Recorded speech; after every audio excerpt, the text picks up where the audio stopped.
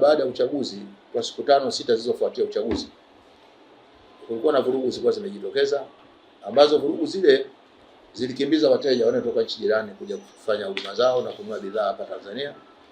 Lakini wateja wa mikoani wanaokuja Dar es Salaam na kwenda kwenye ile mikoa mikubwa, ile mikoa jirani na kama jiji la Mwanza, Arusha na Mbeya, nao walianza kusita kwenda kufuata mizigo, kiasi kwamba biashara ilianza kudoda kutokana na upungufu wa wateja. Kwa hiyo tunachukua nafasi hii, tumeshafanya tathmini, tumepita kwenye masoko yetu yote ya Dar es Salaam hapa, hasa Kariakoo, lakini Arusha, Mwanza na Mbeya. Na juzi tulikuwa na wajumbe kutoka mikoa yote hiyo, tumezungumza nao. Inaonekana hali ya amani imerejea katika mikoa yote sasa hivi na mambo yako shwari.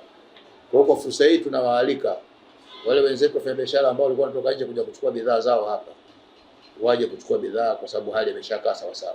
Kulikuwa kumeundwa tume ya maboresho ya mifumo ya kodi na sheria za kodi, tume ya Mheshimiwa Rais maarufu tume ya Balozi Sefue.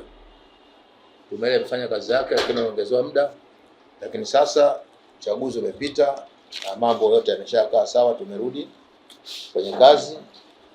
Kupitia mkutano wetu huu tunaomba sana kwa Mheshimiwa Rais, lakini tunaiomba sana tume itoe matokeo ya ile kazi ile tunafanya. Nini mapendekezo ya tume baada ya kupata maoni mengi ya wafanyabiashara, hasa eneo la kupunguza ushuru wa kodi na kujumuisha kodi kwenye kapu moja, na maeneo mengine kadhaa ambayo watu walikuwa wamezungumzia.